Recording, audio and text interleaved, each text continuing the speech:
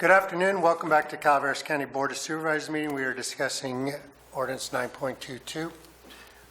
When we broke, we were discussing, I was to go sit down and try to figure out some reasonable way to get through this.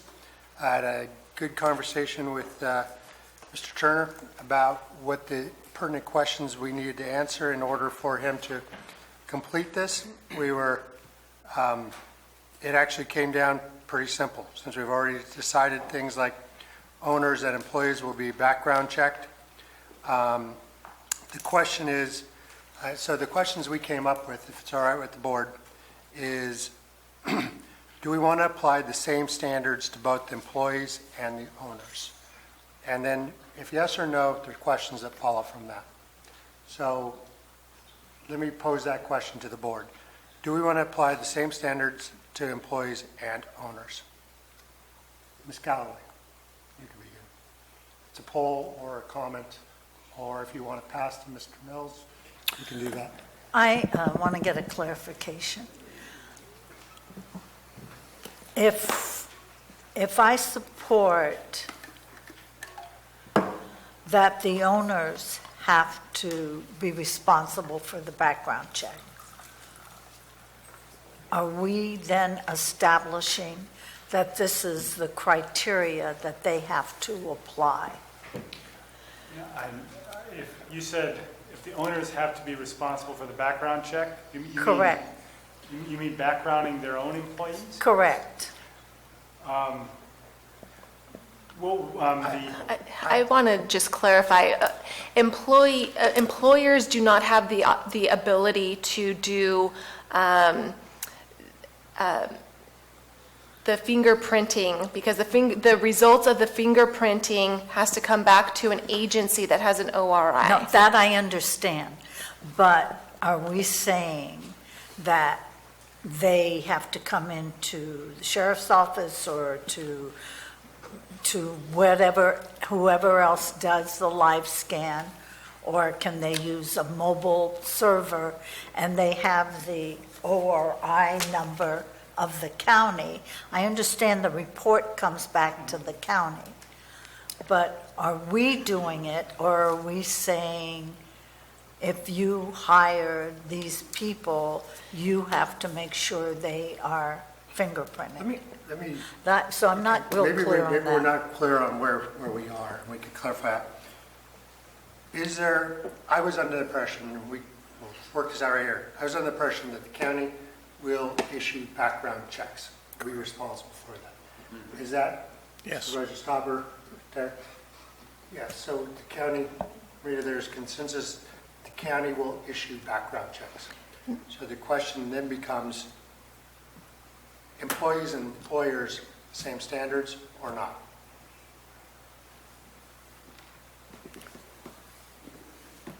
You can pass it if you like. Thank you. Mr. Mills? Yeah, the sheriff was very clear that it's the employees that were more of a problem, and we know that the owners have already been background checked, so the same standard applying would create a fairness amongst everybody that's going to be involved in this project or program. So, yes, equal. Yes, equal standards. Yes, equal standards. Galloway? You can say no. Yeah, but I'm not clear what I'm really saying no to, because I think we should use the state standard, not establish a new standard, and you all support that. That's coming. That's my coming. next question. Got it, okay. Okay. So it'll hinge on what the answer is to the next question. Fair enough. All right, so the next question is, No. What's your way in? I agree. Okay, thank you. I agree with the majority.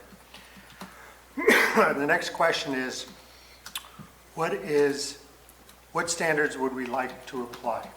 Do we want to go with the recommendation of the DA and the SO, or do we want to create our own standards at this point? Who wants to go first? Well, if we go with the DA and the sheriff, then we're establishing our own. I support going with the state, because they have to fill out the application and do what's required under, I closed up the state law, but they have to fill out the app, and I think we should go with what the state is, not establishing new criteria. Okay. Gary?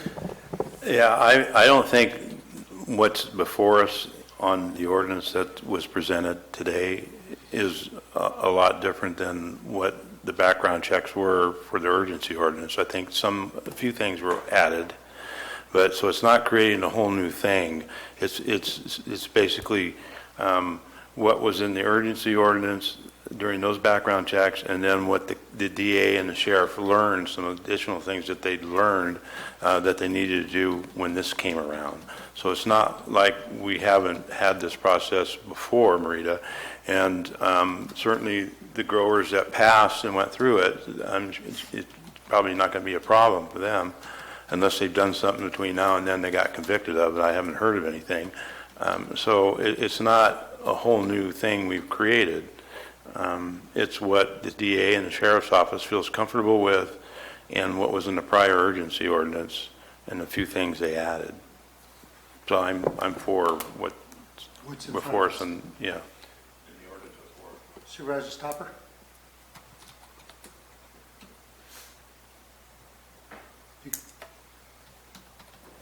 I'm formulating my answer because it's more encompassing than these in front of me. I'm thinking about wording up here. I just want to finish reading something, if Supervisor Mills would like to talk. Supervisor Mills? Thank you. I support the staff's recommendations here. Again, much what Supervisor Mills.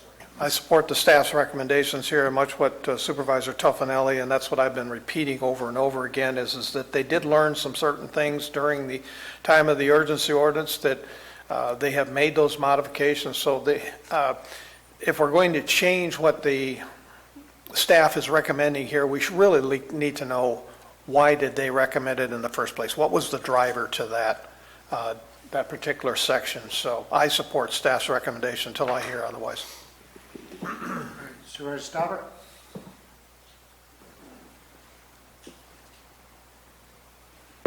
Look, may I read a part of this out loud? Absolutely. E, in determining whether an applicant is eligible for a CBCB under this chapter, the following convictions within a 10-year period prior to submission of the CBCB application are presumed to be substantially related to the qualifications, functions, or duties of an applicant. Now, with that read, my understanding of that is, obviously these felony convictions, it doesn't matter if you kill someone, it doesn't matter if there's marijuana involved, you shouldn't be.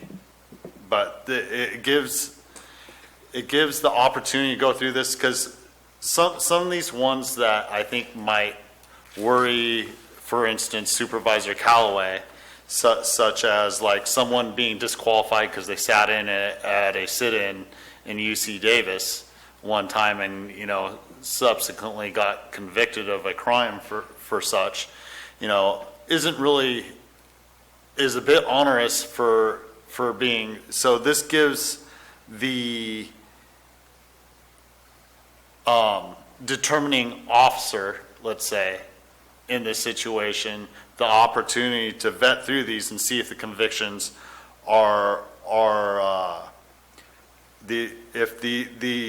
these are within as E states, related to the qualifications, functions, or duties of an applicant. Am I correct in reading that? So at that point, they can make a dutiful decision, as whether they do apply or not. We don't need to penalize someone for speaking up for themselves and being in a UC Davis, sit-in. That's exercising somewhat, I believe you're right, to freedom of expression or speech.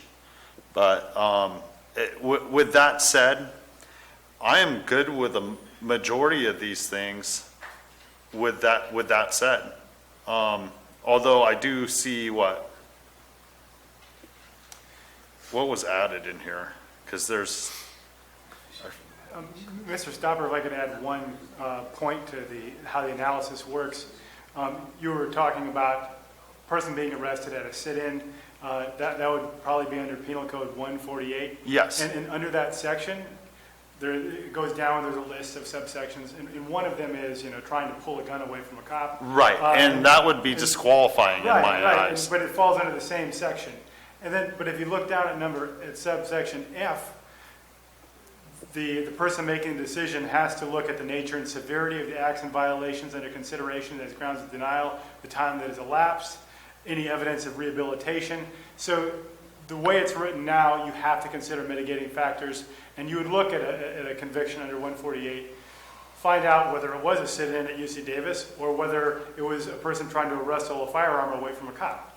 And then you would not deny the person who had the sit-in, you would deny the person who was trying to wrestle a firearm away from a cop. That's the conversation I had with the sheriff in the past, and that's why I would consider leaving it in, for the very reason that we don't need, we should, I mean, I would think wrestling a firearm from a cop would be a more, yeah, a little worse than hugging a tree, but that's the way the law's written. Yeah. And so at that point, being able to go through and make a proper judgment based on this, it is sufficient for me. Right now, I can handle this with that being part of this ordinance. Counsel, you have a question? Okay, so we've got three. I agree. I think the DA and the SO spent a lot of time on this. They're integral partners in the security of our community. I think that, operationally, I think taking it out of their office, but using their guidance. So I will support as it stands as well. And I would like to add too, is that it is within their purview to determine level of threat. And to what Supervisor Stopper had said, let them make that decision as to what that threat level is and whether it applies here or not. They know what they have to live with. So if we give them that tool and let them make that determination, that's their professional guidance that we're looking at here. And I think we always have to defer to that. We're not the professionals in this particular arena. Okay, so what we've done today is we've changed up who the final authority is going to be on by creating this cannabis office. Mr. Auld, I would hope that you would be able to come back on the first and tell us what this actually means and what it would look like. And as we look at operationalizing things, so we can figure out how we'd administer it. I don't think, are there other questions regarding 922 that we need to talk about? Yeah, there were two other things that I would like clear direction on from the board, and one is in the current 9.22, we have, there's the rolling your fingerprints for the DOJ background check versus a questionnaire, a separate questionnaire. Obviously, we would have to have an application for issuing the CBCB, but is the desire of the board to have a lengthy questionnaire to accompany the application for further background, a desire of the board. We already One, pulled on that, ma'am. You did. At the beginning, we said we don't want the lengthy questionnaire. Okay. And we would stick with something that would be like the application that was put in for the state. Okay, great. So that's been answered, ma'am. Thank you. The other is clarification that the fingerprints can be conducted anywhere, not just here at the county through the sheriff's office. So I wanted clarification from the board, because the way that it is written, it specifies that an application for a county CBCB shall complete a standardized criminal background check application form provided by the sheriff and submit to fingerprinting at the sheriff's office. So I want to clarify whether both owners and employees would be able to seek their fingerprints at any live scan facility, not just here at the sheriff's office. So, okay. For instance, there are the Right. mobile and a If I variety may of speak places. to it Fingerprints before are- we poll. We discussed this up at the sheriff's office, and it doesn't matter where you get your fingerprints rolled, they're getting the same information back to where the OIR or code is. So with that, I would be a yes. Anywhere. Anywhere? Supervisor Toffenali? Supervisor Callaway, don't Yes. let if you want to ponder. Yes, I don't need to ponder. Supervisor Mills? I only refer to what the sheriff might have as a concern as to maintaining that chain of custody. Remember, he talked about that in that conversation, so no. Mr. Allen, you had conversations with the sheriffs about this? Rick and I discussed this yesterday, and he's still in the same place that we were in our meeting. The custody, for lack of a better term, for the fingerprints exists in the return going to the system that we have access to, and that's our ORI number. So in our discussions yesterday, he still confirmed that, particularly if it's in the regulatory ordinance and being administered outside his office, that he supported it, the fingerprints being rolled at any live, appropriate live scan vendor, if that information helps. So, yes, so he's feeling that he can live with an outside agency handling that. Yes, sir. Well, if he says yes, then, and I have to trust your word on that, that I would have to then agree. We saw the sheriff at lunch, and he's confirmed he's been watching this and following it along, so I'm sure he may phone in if I said anything that he would contradict. Is he taking Zantac right now? Supervisor Toffenali? I support with the sheriff. Okay, so Megan, anywhere? You too. As well. Thank you. Thank you, Madam Clerk. Is there any other questions that we need, and can we see this, when will we be able to see this again for the first reading? I know that it was requested that we have the first reading of 9.22 on October 1st, and we will endeavor to have that prepared and agendized for October 1st. Super. I have one clarification question. Does this apply to just the cultivators or dispensary owners? 9.22 currently applies to all participating people within the commercial cannabis industry. So all owners of any permitted commercial operation and any employees of those operations. I'm not sure that I support that concept when I look at the dispensary owner in my district, in that he's been background checked 3 times, and now we're going to say you have to do it again and again, and where does it stop as the owner? I just want to clarify, this is the ordinance for purposes of the background check. Certainly, if the board wished to draft in exceptions or what have you to 17.95 or to an updated dispensary ordinance for existing dispensary owners, that's in the board's prerogative. That would be something that would be done in 17.91 when that comes to the board from my perspective. I do have a question. Why did we pick 20% vested in a business? Is that because of what the state says? And we could be more strict on that, could we not? The reason I say that is if everybody knows that 20% is the threshold, it would be very simple for somebody to avoid this whole issue by just being 19% or less, if you're an LLC or whatever. Are we opening a potential Pandora's box somewhere in the future by not being a little bit more restrictive? That isn't a question to council. I'm looking at you, but it's not a question to council. I just thought the board might want to explore what that is. Is there any interest in exploring that threshold? Personally, no, because we make it 10%, then someone might go for 9%. Supervisor Toffenali? No. Supervisor Keller? No. Supervisor Garamendi? No. Anything else, ladies and gentlemen? Supervisor Toffenali? Yeah, before we adjourn, I'd like to poll the board on a different issue. Okay, so are we all good So- on the 9.2 study session? Okay, Terry? Yeah,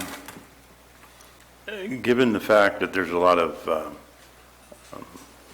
upset individuals in my district and Jack's district, and I'm getting bombarded with emails and phone calls concerning the housing projects here in San Andreas and the ones in West Point. I would like to pull the board, see if we can bring these items back and have a discussion about what we can do about the situations, and maybe having them move to different areas, or just open that discussion back up and have that conversation. Yes. Yes. Yes. Okay. Can we see it on our next regular agenda is the 8th, right? October? Oh, we don't have time. Please work with Kristen to figure out how we can get this back for a broader discussion. Thank you. Thank you very much. There's no other business? We stand adjourned.